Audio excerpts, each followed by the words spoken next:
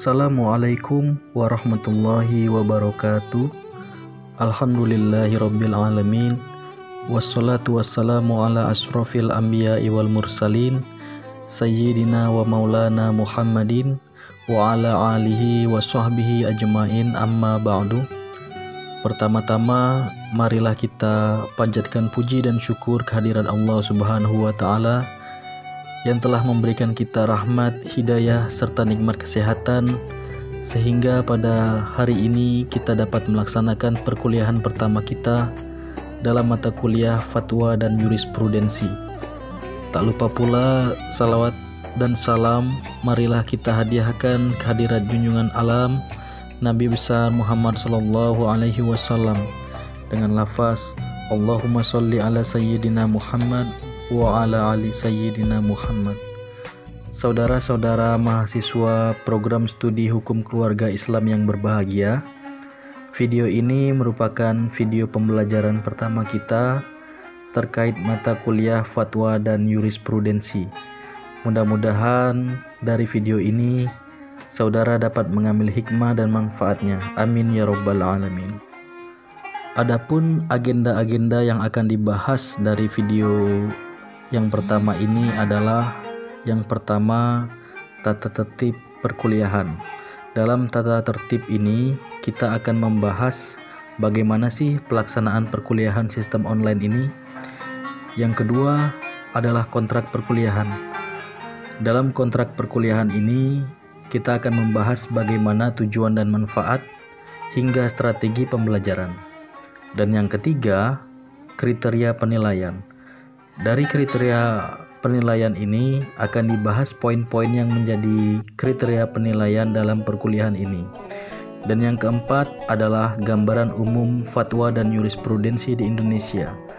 Pada pembahasan ini kita akan mengulas sedikit saja terkait dengan fatwa dan jurisprudensi. Baik, kita memasuki tata tertib perkuliahan. Ada beberapa poin dari tata tertib perkuliahan kita. Yang pertama, perkuliahan ini dimulai tepat pada hari Selasa pada pukul 13.00 sampai dengan 14.40 waktu Indonesia Barat. Yang kedua, perkuliahan menggunakan WhatsApp. Yang ketiga, lokasi saudara boleh di mana saja. Yang keempat, absensi Anda dengan mengisi Google Form yang telah dibuat. Khusus untuk minggu pertama ini, absen cukup di grup WhatsApp lewat voice note mulai jam 13.00 sudah menyatakan hadir dan tidak boleh terlambat. Batas toleransi adalah hingga pukul 13.15. Yang kelima, materi akan diberikan setelah absensi. Materi adalah berupa video. Yang keenam, siapkan catatan, konsentrasi dan fokus pada kuliah. Yang ketujuh, di pertengahan mata kuliah Anda akan diacak untuk menjawab pertanyaan. Jadi jangan sampai tidak standby di HP-nya. Yang kedelapan, di akhir sesi materi ada exercise. Yang kesembilan, pastikan koneksi internetnya stabil. Selanjutnya kita memasuki kontrak perkuliahan. Ada 5 poin. Yang pertama, perkuliahan dilakukan sebanyak 16 pertemuan secara daring yang terdiri atas A. 10 pertemuan perkuliahan daring, B. 4 pertemuan penugasan atau project, C. 1 pertemuan UTS, D. 1 pertemuan UAS. Yang kedua, manfaat perkuliahan. Manfaat perkuliahan ini adalah agar mahasiswa mampu memahami perbedaan mendasar antara fatwa dan jurisprudensi dan mengetahui kasus hukum keluarga Islam atau ahwalus syasiah. Yang ketiga, deskripsi perkuliahan. Mata kuliah ini mempelajari fatwa-fatwa dan jurisprudensi yang telah ditetapkan oleh Lembaga Fatwa Indonesia seperti MUI, Nahdlatul Ulama dan Muhammadiyah, dan yang telah menjadi jurisprudensi melalui ketetapan Mahkamah Agung. Yang keempat, kompetensi dasar dan indikator. yaitu adalah mahasiswa mampu memahami perbedaan mendasar antara fatwa dan jurisprudensi dan mengetahui kasus ahwalus syahsiyah yang telah ditetapkan oleh lembaga fatwa di Indonesia seperti MUI, Nahdlatul Ulama, dan Muhammadiyah, dan yang telah menjadi jurisprudensi melalui ketetapan Mahkamah Agung. Yang kelima, strategi pembelajaran atau strategi perkuliahan. Yang pertama ada melalui metode ceramah, ada brainstorming, information search, discussion, dan yang kedua tugasnya yaitu berupa membuat makalah dan menjawab soal. Selanjutnya yaitu kriteria penilaian. Kriteria penilaian pada mata kuliah fatwa dan jurisprudensi ini ada 4. Yang pertama, kehadiran, itu terdiri 10%. Yang kedua, nilai tugas 30%, nilai UTS 30%, dan yang keempat adalah nilai UAS 30%. Baiklah, saya kira cukup mengenai tata tertib maupun kontrak pembelajaran mata kuliah fatwa dan jurisprudensi. Sekarang kita akan mengupas sedikit. Kita akan melihat gambaran umum dari fatwa, yaitu yang mencakup pengertian dan perkembangannya di Indonesia. Ada berbagai macam ataupun beberapa pengertian fatwa. Yang pertama, fatwa menurut bahasa berarti jawaban, keputusan, pendapat yang diberikan oleh mufti tentang suatu masalah, nasihat orang alim, ataupun pelajaran baik. Yang kedua, menurut ulama usul fikih, fatwa berarti pendapat yang dikemukakan oleh seorang mujtahid atau faqih sebagai jawaban yang diajukan peminta fatwa dalam suatu kasus yang sifatnya tidak mengikat.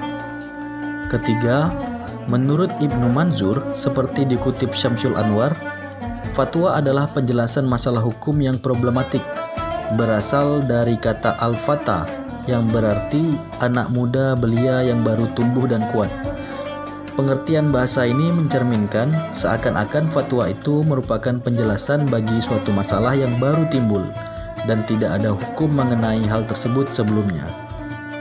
Yang keempat, secara istilah, fatwa adalah sebuah jawaban resmi terhadap pertanyaan atau persoalan penting menyangkut dogma atau hukum yang diberikan oleh seseorang yang mempunyai otoritas untuk melakukannya.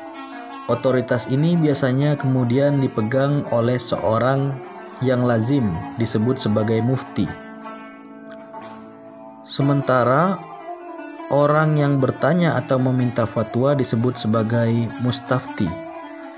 Yusuf Al-Qaradawi mengungkapkan bahwa ifta atau pemberian fatwa merupakan penjelasan hukum syariat tentang suatu persoalan sebagai jawaban terhadap pertanyaan seorang penanya, baik yang jelas maupun samar, individu maupun kolektif. Selanjutnya kita akan membahas fatwa perkembangannya di Indonesia. Yang pertama, proses pemberian permintaan fatwa di tanah Nusantara itu telah dimulai sejak seperempat akhir abad ke-19. Hal ini didasarkan pada temuan terhadap kitab Muhimmat An-Nafais fi Bayan As'ilah Al-Hadith.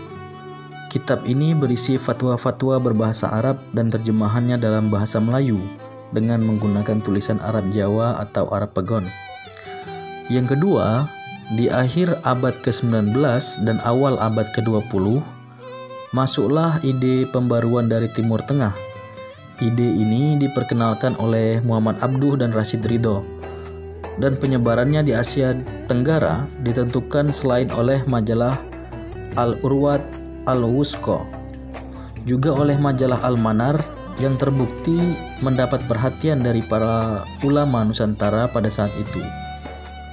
Dari majalah Al-Manar ini ditemukan adanya fatwa-fatwa yang diminta oleh Muslim Asia Tenggara terutama Kepulauan Nusantara.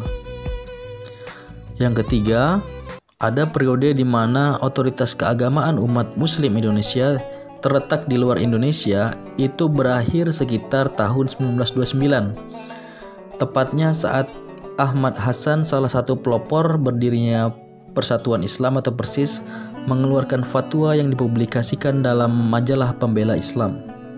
Yang keempat, barulah kita memasuki perkembangan penting yang terjadi pada permulaan abad ke-20, adalah munculnya fatwa kolektif yang diberikan oleh organisasi-organisasi Islam yang ada di Indonesia. Paling tidak terdapat 3 organisasi Islam yang memberikan fatwa semacam ini, yaitu Muhammadiyah, Nahdlatul Ulama, dan MUI. Di antara ketiganya, Nahdlatul Ulama dapat dikatakan sebagai organisasi yang paling awal memberikan fatwa. Tidak lama sejak berdirinya, Nahdlatul Ulama segera mendirikan sebuah lembaga fatwa yang diberi nama Bahsul Masail. Musyawarah Bahsul Masail pertama kali dilakukan pada Oktober 1926 di Surabaya, bersamaan dengan Konferensi Besar Nahdlatul Ulama. Di antara faktor yang mendorong Nahdlatul Ulama mendirikan lembaga fatwa adalah kondisi sosiohistoris yang melingkupi masyarakat Muslim Indonesia saat itu, yang mencari pencerahan keagamaan termasuk fatwa kepada otoritas di luar Indonesia. Kira-kira 1 tahun setelah berdirinya Bahsul Masail, Muhammadiyah yang telah berdiri sejak 1912 baru mendirikan lembaga fatwa pada tahun 1927 dengan nama Majelis Tarjih. Majelis Tarjih ini didirikan berdasarkan hasil keputusan Kongres ke-16 Muhammadiyah di Pekalongan pada tahun 1927 pada periode kepengurusan Kiai Haji Ibrahim. Setelah lembaga fatwa milik Nahdlatul Ulama dan Muhammadiyah muncul, baru kemudian berdiri MUI pada tahun 1975. Berbeda dengan keduanya yang diinisiasi dan didirikan oleh seorang ulama, berdirinya MUI didorong atas kehendak pemerintah yang pada saat itu berada dalam rezim Orde Baru. Demikian tadi sekilas tentang fatwa. Sekarang kita akan mengupas sedikit terkait dengan jurisprudensi, menyangkut pengertian dasar hukum dan persyaratannya. Peraturan perundang-undangan tidak pernah mengatur secara lengkap dan detail bagaimana pemenuhan aturan hukum dalam setiap peristiwa hukum. Oleh karenanya, jurisprudensilah yang akan melengkapinya. Selain itu, untuk mengisi kekosongan hukum, jurisprudensi merupakan instrumen hukum dalam rangka menjaga kepastian hukum. Lalu selanjutnya lahirnya jurisprudensi. Lahirnya jurisprudensi itu karena adanya peraturan-peraturan undang-undang yang tidak jelas atau masih kabur, sehingga dengan aturan yang kabur tersebut menyulitkan hakim dalam membuat keputusan mengenai suatu perkara. Hakim dalam hal ini membuat suatu hukum baru dengan mempelajari putusan hakim yang terdahulu untuk mengatasi perkara yang sedang dihadapi. Jadi putusan dari hakim terdahulu ini yang disebut dengan jurisprudensi. Agar lebih memahami secara mendalam terkait pengertian jurisprudensi, di sini ada beberapa pengertian terkait dengan jurisprudensi. Dalam salah satu penelitian hukum tentang peningkatan jurisprudensi sebagai sumber hukum yang dilakukan oleh Badan Pembinaan Hukum Nasional atau BPHN tahun 1991-1992, telah dikumpulkan beberapa definisi yuridis jurisprudensi, yaitu antara lain: A. Jurisprudensi yaitu peradilan yang tetap atau hukum peradilan. Yang B. Jurisprudensi adalah ajaran hukum yang dibentuk dan dipertahankan oleh pengadilan. C. Jurisprudensi adalah pengumpulan yang sistematis dari keputusan Mahkamah Agung dan keputusan pengadilan tinggi yang diikuti oleh hakim dalam memberi keputusan dalam soal yang sama. D. Jurisprudensi diartikan sebagai ajaran hukum yang dibentuk dan dipertahankan oleh pengadilan. E. Jurisprudensi diartikan sebagai pengumpulan yang sistematis dari putusan Mahkamah Agung dan putusan pengadilan tinggi yang tercatat yang diikuti oleh hakim-hakim dalam memberikan putusannya dalam soal yang serupa. F. Pendapat R. Subekti, jurisprudensi adalah putusan-putusan hakim atau pengadilan yang tetap dan dibenarkan oleh Mahkamah Agung sebagai pengadilan kasasi atau putusan-putusan MA sendiri yang tetap. Di antara berbagai definisi jurisprudensi tersebut, salah satu definisi yang umum dipahami dari pengertian jurisprudensi adalah pengertian yang digunakan oleh Subakti yang menyebutkan pengertian jurisprudensi sebagai putusan-putusan hakim atau pengadilan yang tetap dan dibenarkan oleh Mahkamah Agung sebagai pengadilan kasasi atau putusan-putusan MA sendiri yang tetap. Menurut Mahadi, arti jurisprudensi bukan keputusan-keputusan hakim, bukan pula sebagai rentetan-rentetan keputusan, melainkan hukum yang terbentuk dari keputusan-keputusan hakim. Mahadi menyatakan umumnya jurisprudensi dimaksudkan sebagai rentetan keputusan-keputusan hakim yang sama bunyinya tentang masalah yang serupa. Lebih lanjut, ia juga menyamakan jurisprudensi dengan istilah ijma dalam hukum Islam. Jadi sebagaimana dari penjelasan tersebut, maka dapat diambil kesimpulan bahwa jurisprudensi adalah keputusan-keputusan dari hakim terdahulu untuk menghadapi suatu perkara yang tidak diatur di dalam undang-undang dan dijadikan sebagai pedoman bagi para hakim yang lain untuk menyelesaikan suatu perkara yang sama. Selanjutnya, dasar hukum jurisprudensi yaitu adalah Undang-Undang Nomor 48 Tahun 2009 mengenai kekuasaan kehakiman. Undang-undang ini menyatakan bahwa pengadilan tidak boleh menolak untuk memeriksa perkara, mengadili perkara dan memutuskan perkara yang diajukan dengan alasan hukum tidak ada atau kurang jelas atau kabur, melainkan wajib memeriksa serta mengadilinya. Hakim diwajibkan untuk menggali, mengikuti, dan memahami keadilan dan nilai-nilai hukum yang tumbuh dan berkembang di dalam masyarakat. Selanjutnya, persyaratan jurisprudensi. Ada beberapa persyaratan untuk dapat dikatakan sebagai jurisprudensi, yaitu yang pertama, putusan atas peristiwa hukum yang belum jelas peraturannya.